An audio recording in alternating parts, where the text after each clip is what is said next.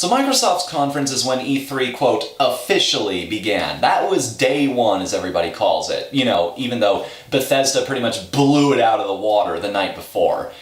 I don't know, I understand why a lot of people feel that way. They're one of the big three right now. They provide us a console. They're the guys who are the platform on which we'll be seeing everything we're looking forward to, so it's a little easier just on a base sense to get excited for them. But how excited should we have been? Well, let's find out. Alright, we all knew this game was coming. Microsoft has either got to start off their show with Halo or end it with Halo, and this year they decided to start the show off strong with one of their, if not their most, recognizable IP. Which is funny because I have almost no love for this franchise at all. I don't know what it is. Like I was saying about Battlecry, I'm just not attracted to these kinds of online shooters, and don't lie, most of what you're going to play of Halo is online. In fact, I remember playing through the original Halo all the way through campaign mode, trying to get the idea of whether or not I was going to like the online in the first place, and I thought it was okay. So the best input I've got on this game is, it certainly looks like a Halo game. That's all I've got for you. Seriously though, I understand why people like these games. I can see when a first-person shooter is a good first-person shooter, when it's doing things that would appeal to that kind of Twitch reflex style gameplay, and this whole squad mechanic, the whole fact that you're chasing after Master Chief, the whole fact that it's still got that colorful world, those aliens, the setting that they strive for, that tone that they strive for. It's one of those things where if it's your thing, this is really gonna be your thing, so don't let me bring you down on that front. And then they showed off Recore. Okay, I'm gonna use this as the point where I set a precedence for the rest of the conferences we're gonna be covering. I'm not a fan of CG trailers. I'm really not, because the thing is, all they do is communicate an idea. And here's the problem with that. You realize this when you get into game development. Ideas are cheap. Everybody's got ideas. Good ideas. Ideas that could be turned into just fantastic games if they were given to the right people. And considering Inafune is on this project, it was definitely given to one of the right ones. But even when you go to a publisher, most publishers have a credo. They have a rule that you have to abide by if you want to get any kind of funding or interest from them. No demo, no deal. And that's kind of the same thing when it comes to gamers, is we're not here to hear about your idea, because the idea means nothing. When you build something, when you show that you've actually gone through the effort to create something out of this idea, that's when we can start talking cash. And I think the general gaming community feels the same way, or at least I do. So it is an interesting idea, but that's all I can give it for now. It's one of those things I just kind of have to throw on the back burner back here for a while and save my judgment for when I actually understand how the game plays. So please don't hate me too much for that one. I don't know. Let's talk about something positive here in the Microsoft conference, shall we? Then they started talking about Fallout 4, and this is something I want to avoid in this list, because a lot of conferences showed the exact same games that we had already seen in previous shows, and I kind of don't want to talk about them again because I feel it's kind of redundant. I don't just want to say the exact same thing over again for the same game, but this is a unique case in that they're doing something with this game that they not only didn't talk about in the Bethesda conference, but I don't think has ever been done anywhere before. The console version, the Xbox One version of Fallout 4, they said at the Microsoft conference, is going to have mod support. If you can download it on the PC, you can download it on the Xbox One and try it out for yourself.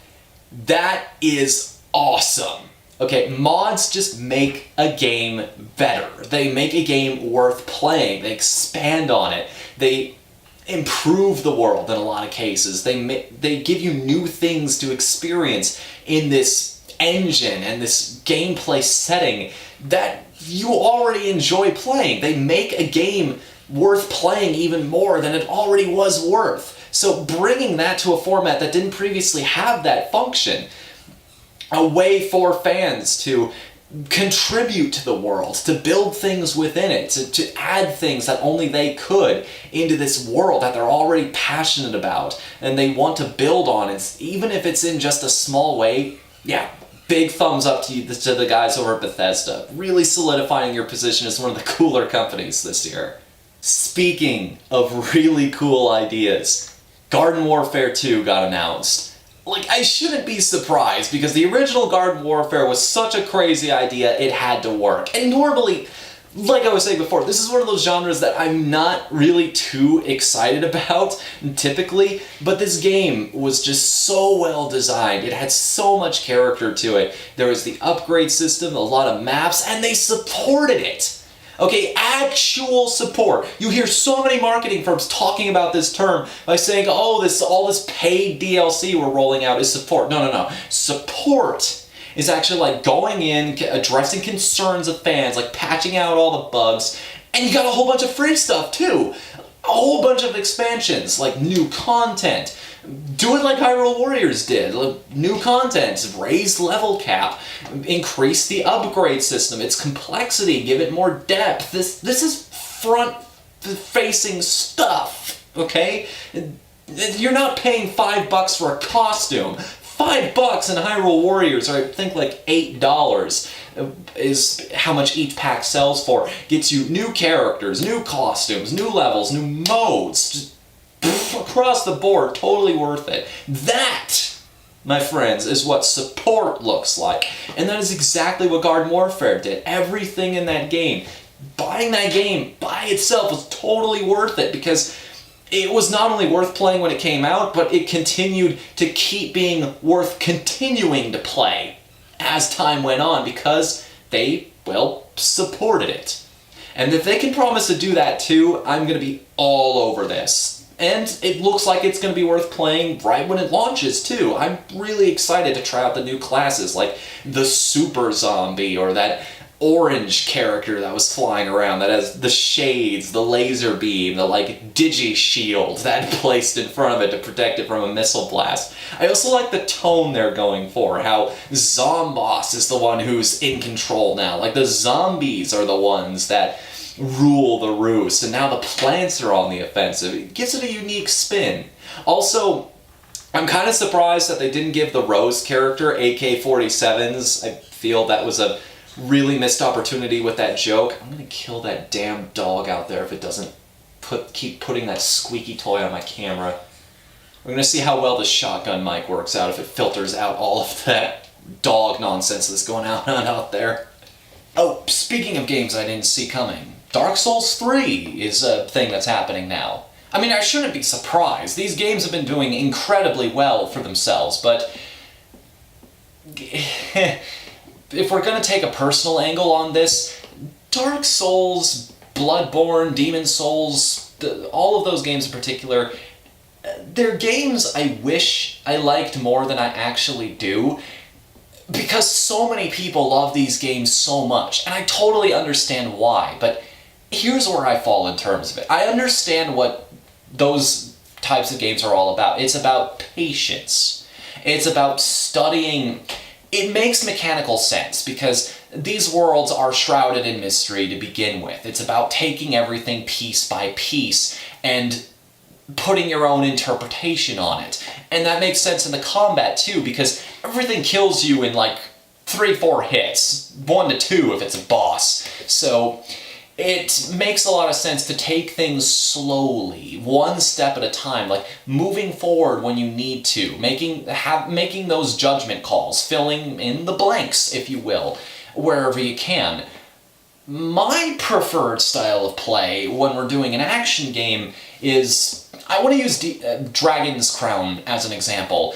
My favorite character in that game is the Amazon, because she has an ability called Berserk, where the more she hits things and the faster she hits things, the more powerful she'll get and the faster she'll get. She becomes an infinitely better character in the hands of someone who will actually just rush up and start beating the ever-loving crap out of everything in the room. I don't know. I like games like Double Dragon Neon, where the best defense is a good offense, where you can just rush in and feel like a badass for a couple minutes.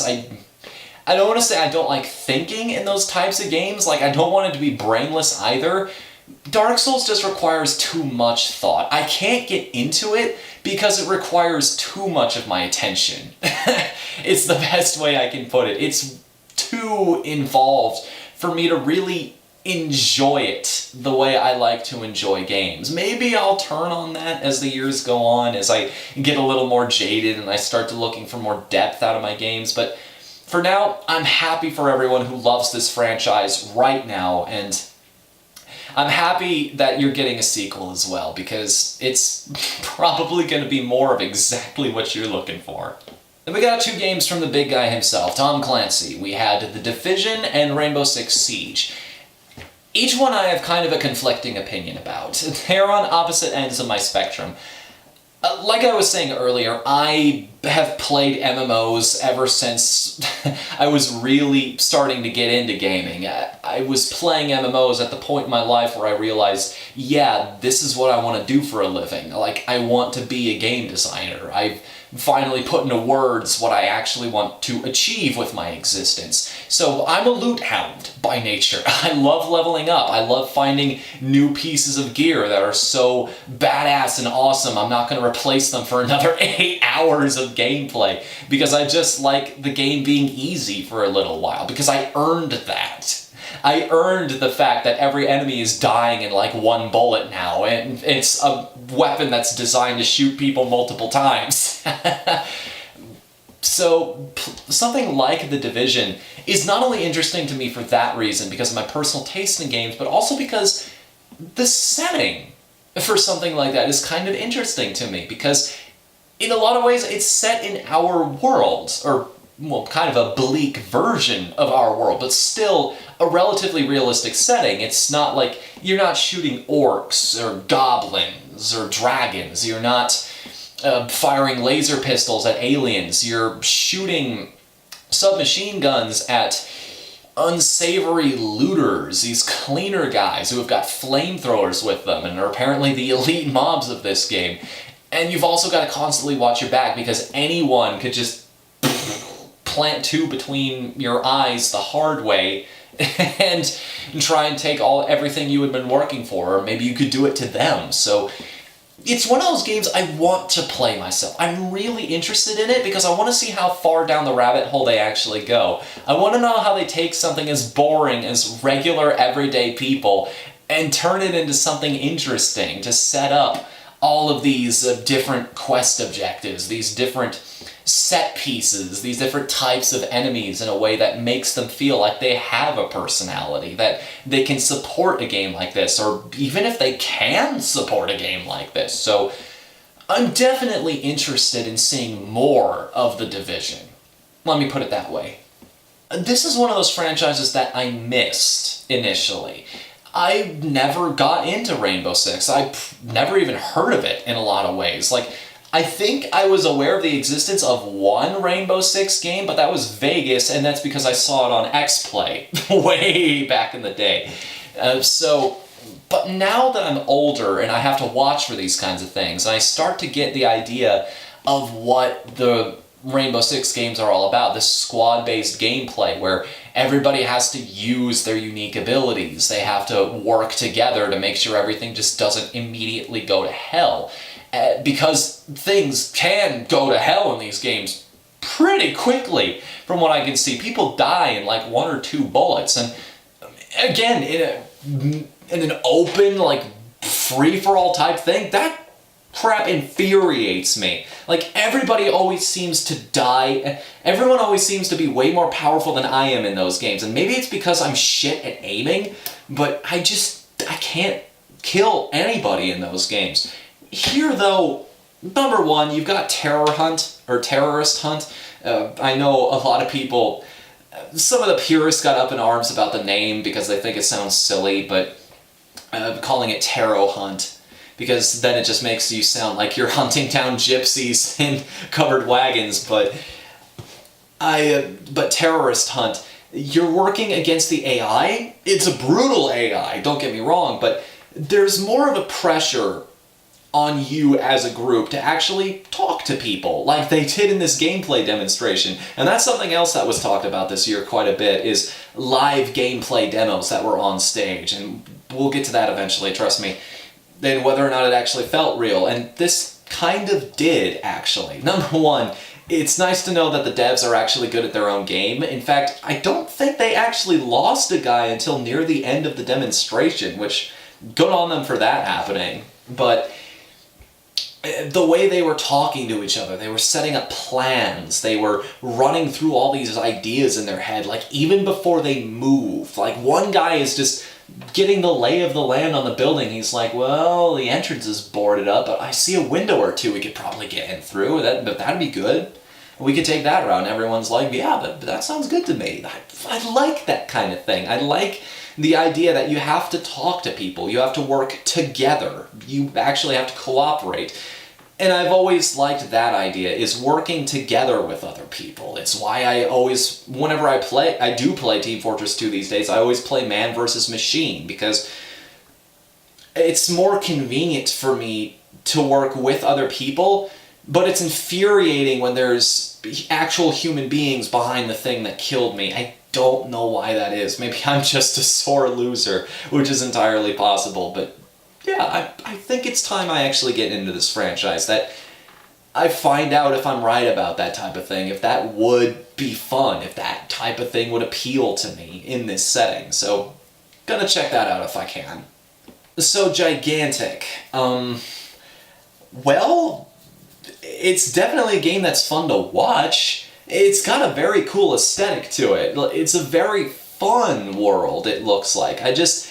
I wish I knew how I would experience that world, because if there was what appeared to be gameplay, but I couldn't exactly discern what was going on, if this was indeed another deathmatch battle shooter, if they're going for sort of a pseudo MOBA type thing here, you control giant monsters at certain points, so that looks kind of cool.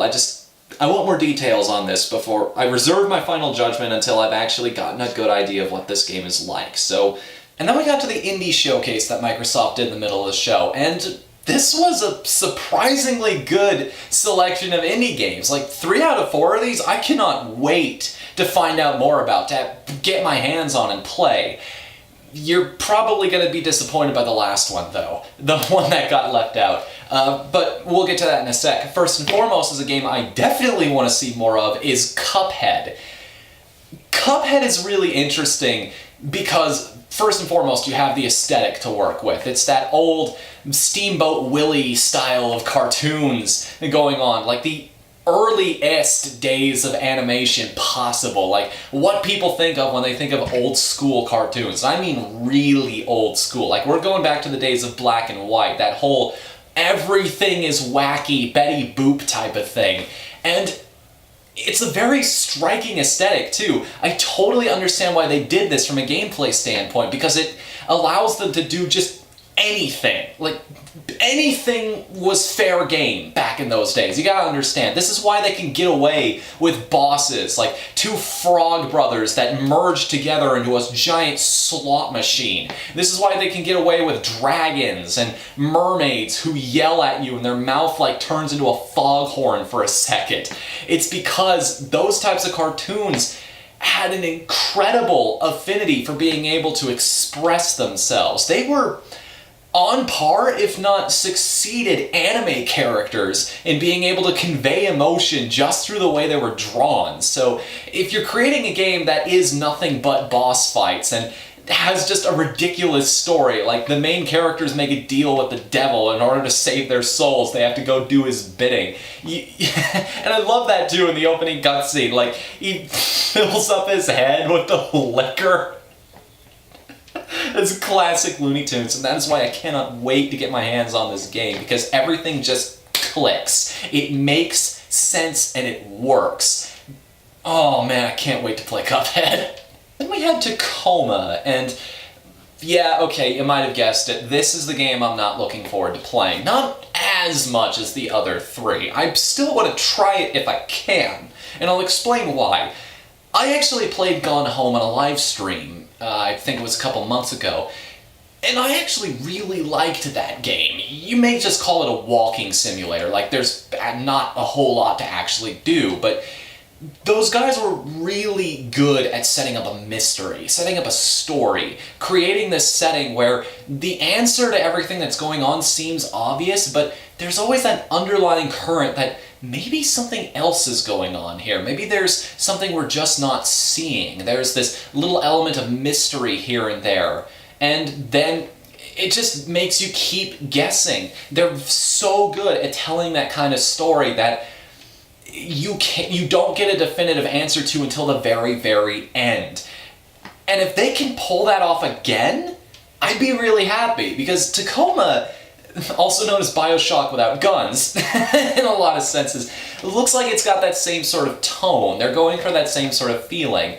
It's kind of shattered the idea of being isolated, because you're a little more connected to the second character. In the first game, it was your sister, but she wasn't there anymore. You experienced her point of view. She talked to you through journal entries, so she felt like a constant part of the story without actually being an active part of the story, if you will. You can actually talk to this AI, and it's got this very everything is classified attitude to it. Like, you have this thing here, but it doesn't feel human. It's intentionally keeping secrets from you. It's almost an antagonistic role in that sense. Or maybe one of those roles, like, you can't really blame it because it's just doing what it was programmed to do type of things. So, I really hope they get it right, is the thing. I want lightning to strike twice because I liked the original Gone Home so much, and I appreciate what it did. So, good luck to you guys. Hope that turns out okay. And speaking of things I want to turn out okay, then we got a trailer for Ashen. And I don't want to say there was no gameplay in it. We definitely saw the characters moving around and doing things, but I couldn't exactly tell if that was happening in-engine, if it was happening as somebody was controlling those characters, if that's the type of thing that can just dynamically occur, or if that's just setting a tone. And it's setting a very strong tone. What I can glean from this game is it's a very dark, brutal world. It's something that's not exactly going to bend itself to the presence of human beings. It's not going to accommodate for them, but at the same time, it is a very offensive place. It is a very unwelcoming place. That's the word I was going for. But it can also be quite beautiful at the same time. And it's, again, got a very defined aesthetic to it. It's got a style all of its own. I just wish I knew how I'd be interacting with this very vibrant world. I wish I had a better idea of what the actual game was like. So again, gonna push my idea off in the corner and let it rest, and let it come back out again and reveal itself when I've actually gotten my hands on it, or watched somebody else get their hands on it. This is going to be the more likely scenario here. And then we had the big one. Believe it or not, I'm actually looking forward to this game even more than Cuphead, because I want it so badly to succeed. It was Beyond Eyes. Good Lord, I want this game to be good. I want it to succeed incredibly. I want it to be one of the best games that is released in the year it is released. Because you don't see games like this nearly often enough. We're so used to characters that have the exact same function. They go on the exact same journey. It's the same type of experience that we can relate to. You don't see...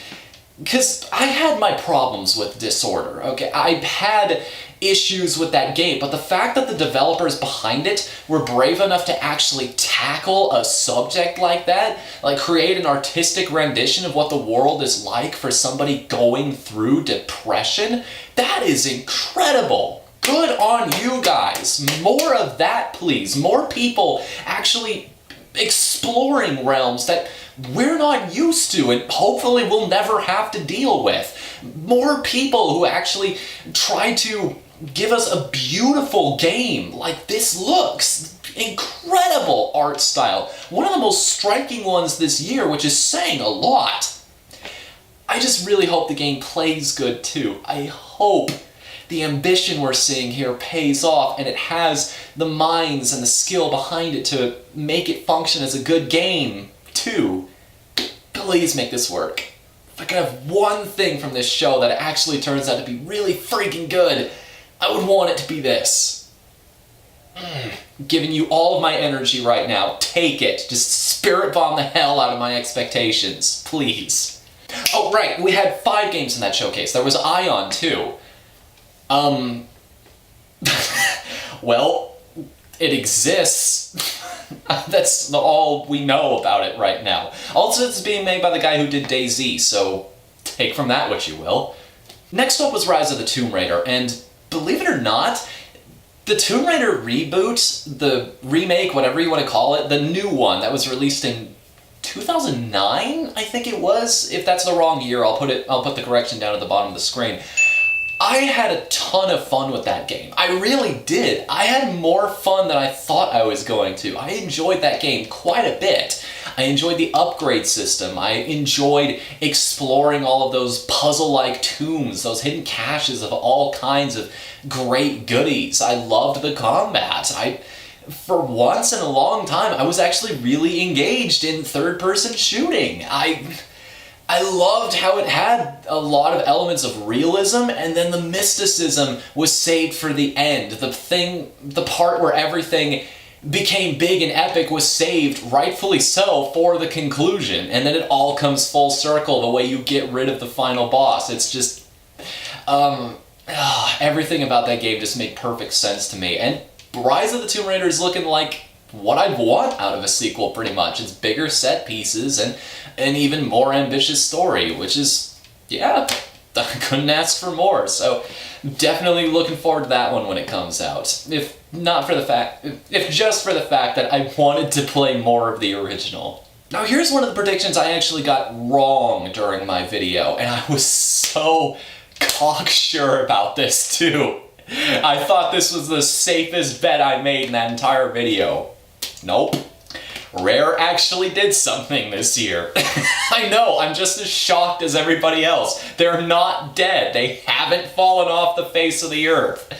Oh, this is one of my biggest open mouth insert foot moments, because not only are they doing one thing, they're doing 2 things. Not only are we getting Rare Replay, which is a collection of 30 games. Like, we got Battletoads, we got Banjo-Kazooie, Banjo-Tooie, Lord knows what else is in there, like the old ZX Spectrum games they used to work on too, like Saberman. This is pretty cool stuff. This is an entire company's history locked into one place.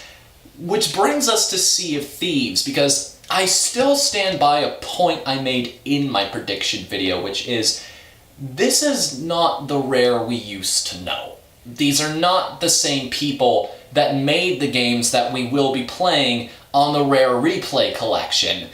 It seems to me more like that collection is their way of maybe giving one last hurrah to all of the old ideas before they move on with their new ones.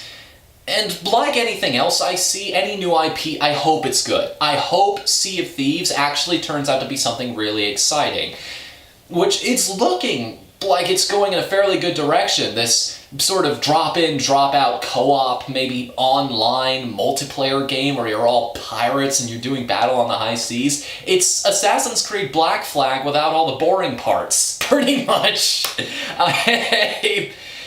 Yeah, okay, I can be cynical all day long, but we just got off this show, okay? Now is not the time to go taking a dump on other people's expectations. Like I said, as with any new IP, I hope this turns out good. I really do. I just want everybody to be in that mindset. We should not expect from this what we expected from Rare a decade or 2 ago, okay? Just plant that firmly in your psyche. Don't come crying to me when it doesn't turn out to be Banjo 3, okay? Because it's not. It's not going to be that, not by any stretch of the imagination. And hey, speaking of interesting online multiplayer experiences, we had more of Fable Legends at this year's show. And this is another game that immediately caught my eye. I said in one of my countdowns not too long ago is I love games that let you play as the bad guy because it's different. It's a change of pace. It's a breath of fresh air. It lets you do things and it allows for possibilities to do things that you typically don't see in a game, which is command the monsters. It lets you play as these big, hulking, massive behemoths that can just go and a hero's immediately dead. And I want this game to do well because they're announcing it as a free-to-play game that they're supporting with really high-quality content. Their philosophy is to basically answer all of these demands people have been making about freemium games for a long, long time. Gamers basically saying, well, if the content was any good, I'd actually pay for it. Yeah, well, now's the time to put up or shut up, game guys, because this game is exactly that. Okay?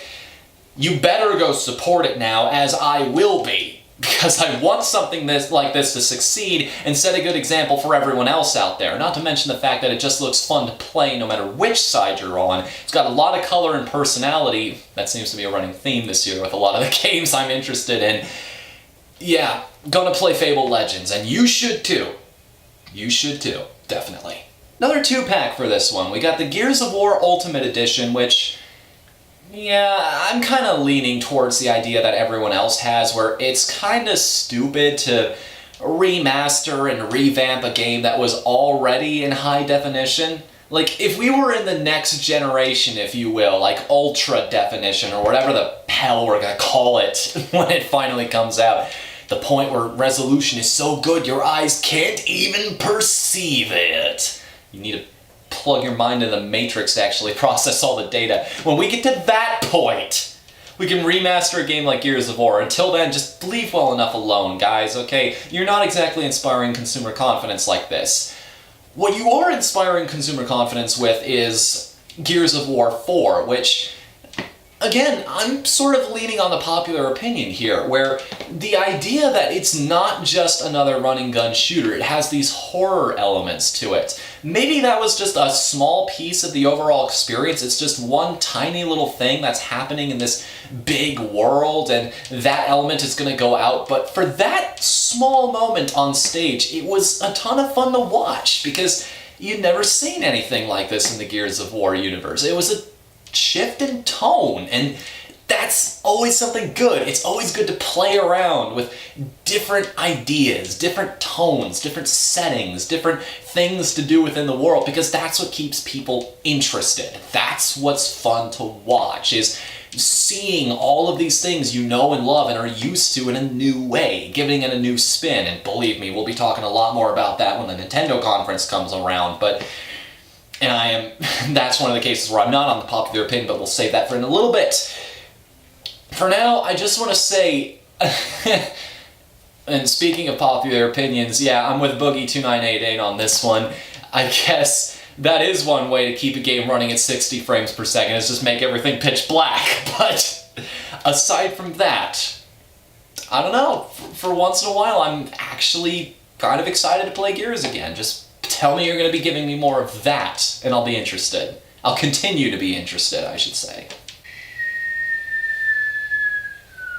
You hear that? That's the sound of Microsoft dropping a bomb at this year's conference. Something that apparently sounded a lot more exciting than it actually is in reality. They announced backwards compatibility, and a very interesting way of going about it, too. And it's something that makes sense in this era. Like, a lot of people don't understand. For something like backwards compatibility, you have to build that into the console. And it is... if there's anything we've learned over the last couple of years, it is infinitely more expensive to produce hardware than it is to produce software.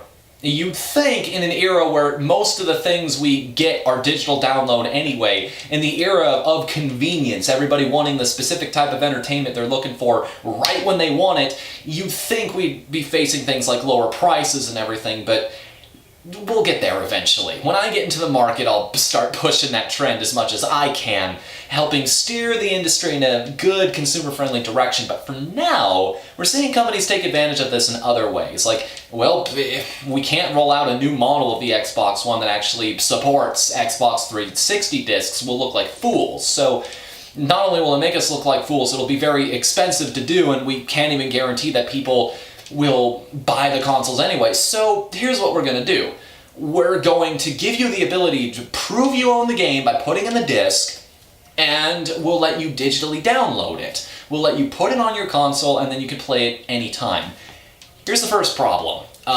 Porting a game to a software format is a little bit difficult. It sounds simple. It really does, but I've actually talked to people about this. There are all kinds of compatibility issues. It's not as easy as just giving them the source code and saying, go wild. No, you have to actually consider that you are on a new platform now, and there might be technical hiccups here and there. You have to run an entirely new and separate quality control process, and it takes a while. Another quality assurance process, and that takes time, that takes money, and not everybody has those kinds of resources. It's usually up to the company to put forward that cash. Sometimes if the provider, in this case Microsoft, is really desperate for that kind of thing, they'll help you out a little bit because they see the mutual value in this, because hey, they get a premium anytime somebody buys the game too. But this is more out of the goodness of Microsoft's heart. So while there are some games available now, we'll have about 100 of them available by the end of the year. For them to get the entire library, it's gonna take a while. So it's one of those features where it's nice to have. It's an incredible gesture on their part, don't get me wrong. And the fact that they literally said, we're not going to charge you for the games you already own, that shows a lot. That's a very professional stance to take, and I respect the hell out of it. It's just, it's between a rock and a hard place. I respect you for doing it, it's just, I wish it could be done a little bit faster. You're doing what you can, though, I understand that. Now, these next two just baffle me. Like, I understand where they're coming from. I understand exactly who these kinds of things appeal to. It's just interesting that they would roll them out at this particular point, and in the way they did. First up, there is the Elite Xbox Wireless Controller, which we all know exactly who that appeals to. Anybody who wants more precision out of their gaming, aka anybody who's trying to play those games on a professional level. AKA anybody who wants to be a tournament level player, and therefore somebody who is a pro gamer, if you will. As much as that word likes to get abused by a lot of people and made fun of. These guys are a legitimate group of people, and I'm sure this thing will have its market, both amongst people who are already there and people who are trying to get there now. It's just something, I've heard rumors about this controller costing a little over $100? That's a rumor, okay? Don't quote me on that, because I don't know for sure, but my goodness.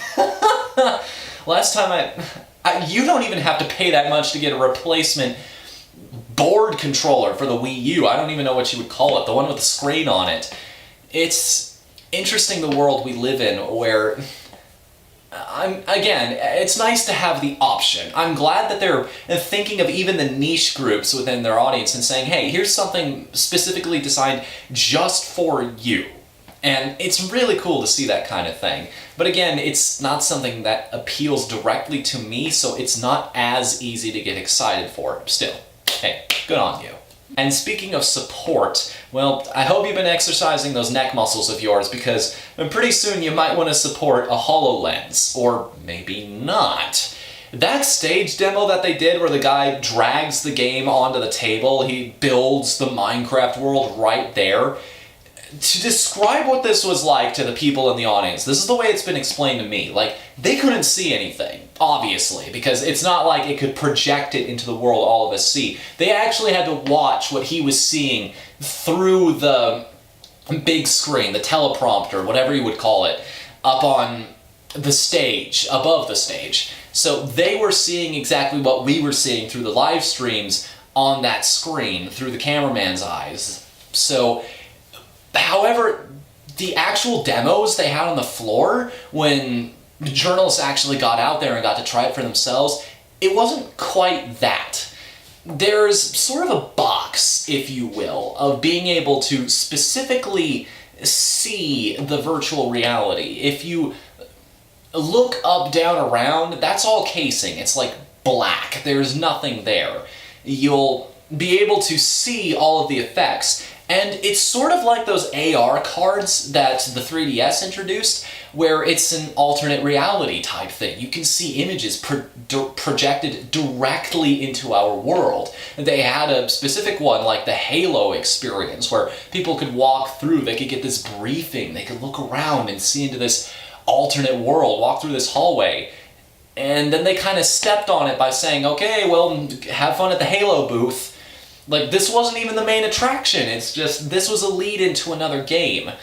That's kind of frightening to me. It shows a bit of a lack of caring?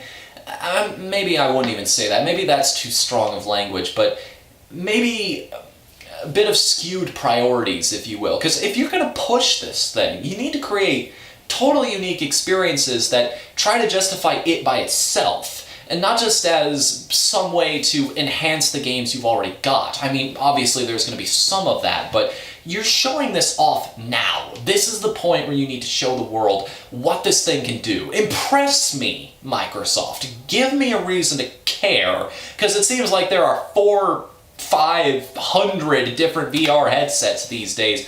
Why is yours special? Why should I be excited for this one over all the others? And I don't know. I really don't know right now. You can interact with a Minecraft world, and you can have Master Chief go tell you to play his other better games for now. So maybe we'll get better luck at next year's E3. That's all I can say. So how do I feel about Microsoft in general at this year's show? Well, it wasn't my favorite conference by far. That said, it was still a very, very good conference. Incredibly. And they had a lot of great reveals. They had a lot of things to show off. They had a lot of things that are legitimately worth being excited for and legitimately looking forward to. Cuphead, Ashen, Halo 5 if you're into that kind of thing, like I said. I got a list here. I could cheat and look at it, but no, I want to make every take as clean as I can.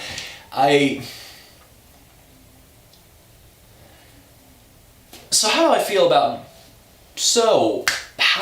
about Microsoft just in general this year? It was not my favorite conference. In fact, I think it actually falls somewhere in the middle, where I thought Bethesda was going to join it this year at first. That ended up being wrong, but yeah, it's in that area. That said, it was not a bad conference at all. In fact, it was very, very good. Incredibly solid. Lots of things worth getting excited for. It was a lot of fun to watch. We had a lot of fun looking at all of these different games that are coming out here very, very soon. So, what do I think of Microsoft's conference in general this year? It wasn't my favorite show. Not by a long shot. It actually falls somewhere in the middle, where I thought Bethesda was going to join it originally. I'm really glad that one ended up being wrong, by the way. It's now way up here, that one. But that said, this was not a bad conference from Microsoft. Like, at all. In fact, it was very, very good. They had a lot of surprise announcements, a lot of great games that I want to play, I want to try. Now, if only I had plans to actually buy an Xbox One, this would be even more worth getting excited over. But for people who are planning on getting one or have one already, yeah, I am so, so glad for you, because, hey, they lived up to their word. This was a really good year for Xbox owners. You have a lot of reasons to justify buying your console now. And God, I love it when it all comes full circle. We're finally at the point where all of the consoles are worth owning, where everybody has got things. So, what do I think of the Microsoft conference just in general this year? Well, it wasn't my favorite conference. Not by a long shot. It actually falls somewhere in the middle, where I thought it was going to be joined by Bethesda at first. That, not the case anymore, though. That Bethesda's like way up here now. But that said, it was still a very, very good conference. Great, even, I would say. There were a lot of games worth getting excited for. A lot of reasons to actually justify owning an Xbox One now. I love how we're at the point where we're at the point in the console cycle where everybody is rolling out the big guns. We figured out how the hardware works. Everybody's on board. They realize this is the next generation, finally. It's up to snuff. They got all the bugs worked out. And finally, we're getting that massive influx in games that actually justifies the $400, $500 you dropped on the console to begin with. They lived up to their word. There are a lot of reasons to be proud of the fact that you are an Xbox owner this year. And I kind of wish I had one so I could join you in those revelries. But I'm actually planning on buying a PS4 very, very soon here. And when I start talking about the Sony conference, you'll understand why. But we got 2 more to go before we get there, so let's hop right into that, shall we?